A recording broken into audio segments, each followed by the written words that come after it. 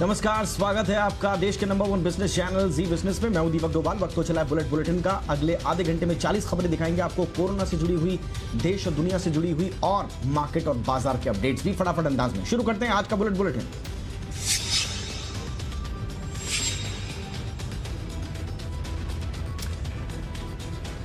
Corona संकट से उबरने के लिए वित्त मंत्री ने पैकेज के बाद अब रिजर्व बैंक ने भी राहतों का पिटारा खोल दिया है। रिजर्व बैंक ने रेपो रेट में 0.4% की कटौती का ऐलान किया है। इससे लोगों को सस्ता कर्ज मिलने की उम्मीद जगी है। कटौती के बाद रेपो रेट 4.4% से घटकर अब हो गया है 4%। लॉकडाउन में ये दूसरी बार है जब आरबीआई ने रेपो रेट पर कैंची चलाई है। इससे पहले 27 मार्च को आरबीआई गवर्नर ने 0.75% की कटौती का ऐलान किया था। रिवर्स रेपो रेट घटकर 3.35% होगा। इसके साथ ही मार्जिनल स्टैंडिंग फैसिलिटी यानी एमएसएफ और बैंक रेट 4.65% से घटाकर 4.25% किया गया है। रिजर्व बैंक गवर्नर शक्तिकांता दास ने कहा कि कोरोना से लड़ाई में आगे भी जरूरी कदम उठाए जाएंगे।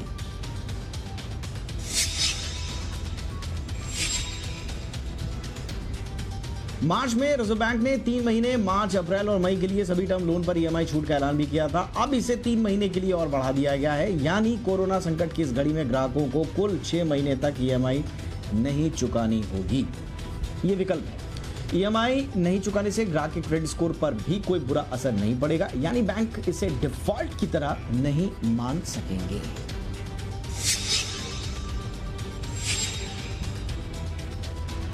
कोरोना संकट की वजह से 2020-21 में भारत की अर्थव्यवस्था में गिरावट दर्ज हो सकती है। रिजर्व बैंक ने अनुमान जताया है कि लॉकडाउन की वजह से मौजूदा वित्त वर्ष में जीडीपी ग्रोथ नेगेटिव हो सकती है। रिजर्व बैंक के गवर्नर शक्तिकांता दास ने अनुमान जताया है कि मैन्युफैक्चरिंग सेक्टर में सबसे ज्यादा हिस्सेदारी रखने वाले टॉप 6 राज्यों पर महामारी का सबसे ज्यादा असर देखने को मिल रहा है। वहीं बिजली और ईंधन की मांग में भी तेज गिरावट देखने को मिल रही है। फिलहाल सबसे बड़ी जो चिंता है वो ये है कि देश में उत्पादन और मांग दोनों में गिरावट है। निजी खपत पर सबसे बड़ा झटका देखने को मिला है। कंज्यूमर ड्यूरेबल्स का उत्पादन में 33% की गिरावट दर्ज हुई है। मर्चेंडाइज एक्सपोर्ट 30 साल के सबसे निचले स्तर पर पहुंच गया है।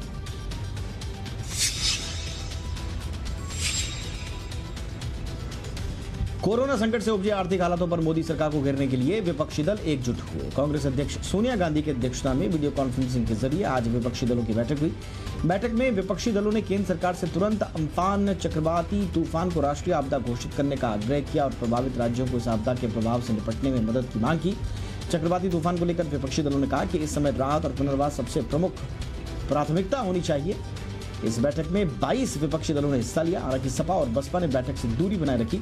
अरविंद केजरीवाल की आम आदमी पार्टी ने भी इससे किनारा कर दिया।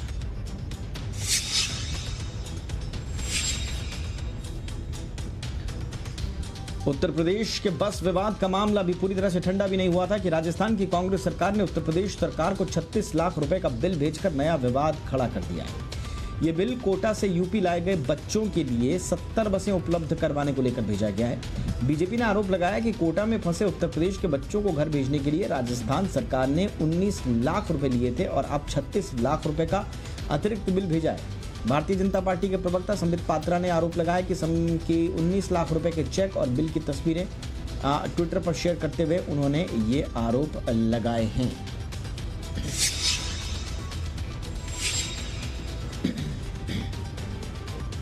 रेलवे ने 1 जून से चलने वाली 200 ट्रेनों के लिए आरक्षित टिकटों की रिजर्वेशन काउंटर्स खोल दिए हैं। रेलवे ने 7 लाख कॉमन सर्विस सेंटर्स और टिकट एजेंट्स के जरिए भी रिजर्व टिकट जो है वो बुक कराने की इजाजत दे दी है। आज से पूरे देश में लगभग 1,70,000 सीएससी पर ट्रेन टिकटों की बुकिंग शुरू हो गई है।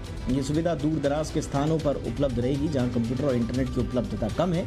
क्या बिल्कुल नहीं है। रेलवे बोर्ड के आदेश में कहा गया है कि राज्य सरकारों के मौजूदा नियमों के अनुसार श्रमिक विशेष ट्रेनों का संचालन जारी रहेगा।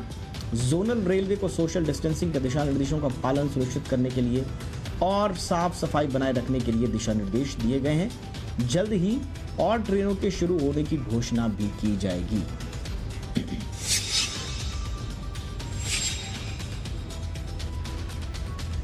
ट्रेन के साथ साथ हवाई यात्राओं के लिए भी बुकिंग शुरू हो चुकी है। एयर इंडिया ने आज से घरेलू उड़ानों के लिए टिकट की बिक्री शुरू कर दी है। एयर इंडिया ने ट्वीट कर यह जानकारी दी। एयर इंडिया ने अपने कस्टमर केयर को भी खोल दिया है।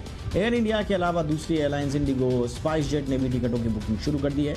अभी एयरलाइंस को 1/3 सीटें विमान को ही उड़ाने की इजाज़त मिली है। अभी रूट्स को 7 हिस्सों में बांटा गया है, जिसमें मेट्रो से नॉन मेट्रो और मेट्रो से मेट्रो शहरों के लिए उड़ानें शुरू होंगी। सरकार ने कल गाइडलाइंस जारी की थी जिसमें टिकटों के किराए को रेगुलेट किया गया है। उड़ानों के दौरान सोशल डिस्टेंसिंग के नियमों का पालन करना होगा। सरकार ने 25 मई से उड़ानों को शुरू करने का ऐलान किया है।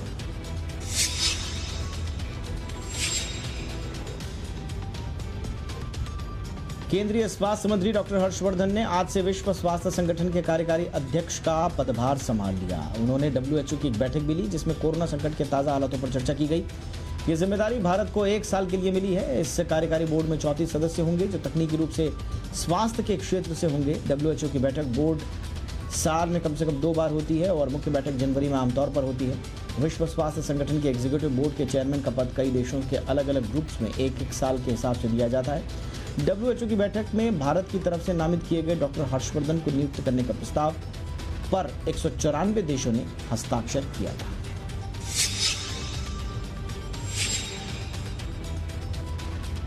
भारत में कोरोना वायरस के मामलों की संख्या 1,18,000 से ज्यादा हो गई है। इस वायरस की चपेट में आने से 3583 लोगों की मौत हुई है, जबकि इलाज के बाद 48,583 मरीज ठीक भी हुए हैं। सरकार ने कहा है कि दुनिया की औसत मृत्यु दर 6.65% की तुलना में भारत में यह आधे से भी कम है। सरकार की ओर से जारी आंकड़ों के मुताबिक 24 घंटों के दौरान 6,088 नए मामले सामने आए हैं और 148 लोगों की मौत हुई है। अभी देश में 66,330 सक्रिय मामले हैं।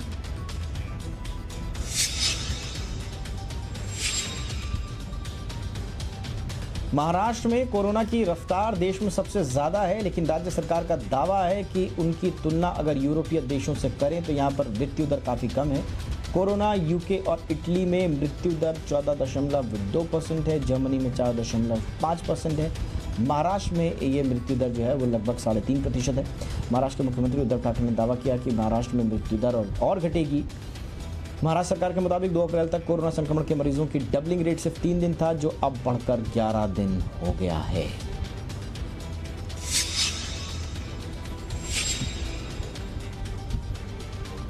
बात बाजार की तो कारोबारी हफ्ते के आखिरी दिन बाजार गिरावट के साथ बंद हुआ है। आरबीआई की क्रेडिट पॉलिसी बाजार को पसंद नहीं आई। सेंसेक्स 260 अंक और निफ्टी 67 अंक गिरकर बंद हुआ।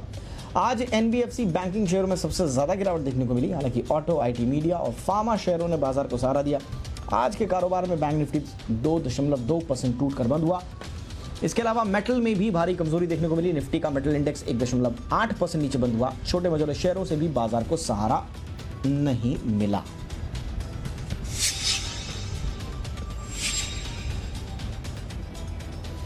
सोने चांदी की कीमतों में आज मजबूती देखने को मिल रही है। एमसीएक्स पर सोने के दाम 47,000 के करीब हैं। चांदी में भी चमक दिखी। एमसीएक्स पर चांदी 350 रुपए की तेजी के साथ कारोबार करती नजर आई।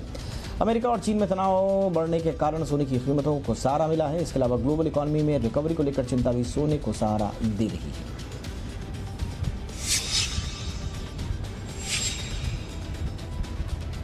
डॉलर के मुकाबले रुपया आज एक बार फिर कमजोरी के साथ बंद हुआ। रुपया 34 पैसे गिरकर 75.95 के स्तर पर बंद हुआ है। आज रुपए की शुरुआत कमजोर हुई थी। आज रुपया 11 पैसे कमजोर होकर 75.72 पर खुला।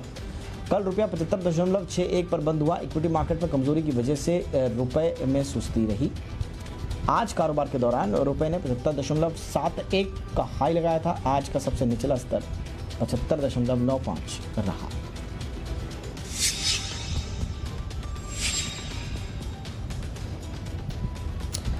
KKR जियो प्लेटफॉर्म में 2.32% हिस्सा खरीदने के लिए 11,367 करोड़ रुपए का निवेश करेगी।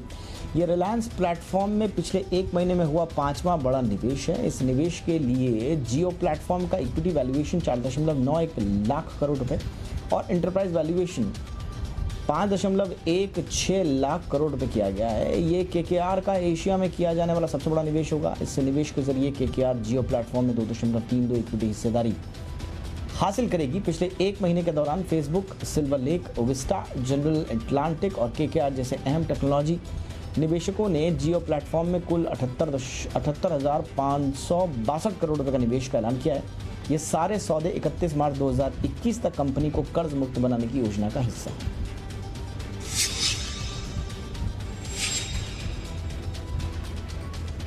सरकारी कंपनियों एनटीपीसी और ओएनजीसी ने रिन्यूएबल एनर्जी कारोबार के साथ मिलकर काम करने का फैसला किया है। इसके लिए दोनों कंपनियों ने एक ज्वाइंट वेंचर बनाने का फैसला किया है। दोनों कंपनियों ने एक करार पर दस्तखत किए। इससे दोनों कंपनियों की रिन्यूएबल एनर्जी के क्षेत्र में अपनी मौजूदगी को बढ़ाने की मदद मिलेगी। करार के मुताबिक एनटीओसी और ओएनजीसी भारत और विदेश में ऑफशोर विंड और दूसरे रिन्यूएबल एनर्जी के प्रोजेक्ट्स की स्थापना का पता लगाएंगे। एनटीपीसी के पोर्टफोलियो में 920 मेगावाट की रिन्यूएबल पावर प्रोजेक्ट्स हैं। इस करार के साथ ही एनटीपीसी अपनी रिन्यूएबल एनर्जी क्षमता में विस्तार लाएगी और इसमें तेजी लाएगी। दूसरी ओर ओएनजीसी के पास 176 मेगावाट का रिन्यूएबल एनर्जी का पोर्टफोलियो है।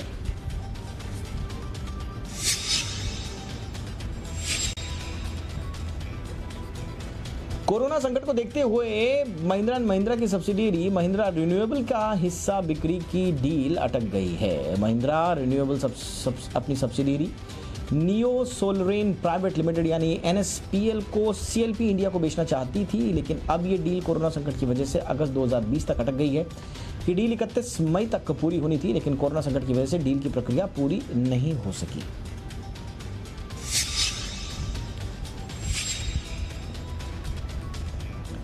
देश की सबसे बड़ी car company Maruti Suzuki India ने अपने ग्राहकों के लिए खास ऑफर लाई है। बाय नाउ पे लेटर स्कीम के तहत ग्राहक आसान किश्तों पर मारुति की गाड़ी खरीद सकते हैं।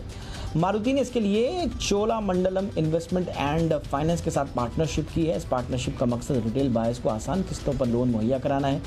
इस पार्टनरशिप के तहत मारुति की गाड़ी चोलामंडलम फाइनेंस की मदद से लेने वाले ग्राहकों को 2 महीने तक ईएमआई चुकाने से छूट मिलेगी। कोरोना वायरस लॉकडाउन की वजह से बिगड़ते हालात में कंपनियों ने ग्राहकों को आकर्षित करने का ये तरीका निकाला है।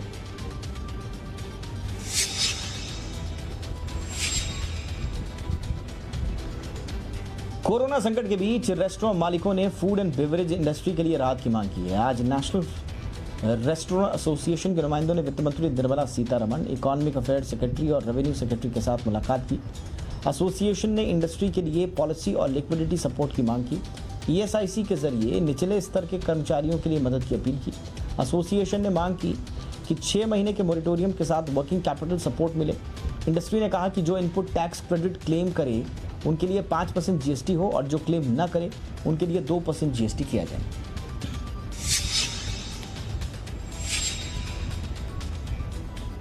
इनकम टैक्स विभाग ने 1 अप्रैल से लेकर 21 मई तक 16,84,298 टैक्स पेयर्स को कुल 26,242 करोड़ रुपए का रिफंड जारी किया है। ये जानकारी सीबीडीटी की ओर से दी गई है। सीबीडीटी ने बताया कि 15,81,906 लोगों को 14,632 करोड़ का रिफंड दिया गया। 1,02,392 एसएससीज को कॉर्पोरेट टैक्स रिफंड के तौर पर 11,610 करोड़ रुपए जारी किए गए। सीबीडीटी ने बताया कि आत्मनिर्भर भारत के ऐलान के बाद रिफंड प्रक्रिया में तेजी आई है।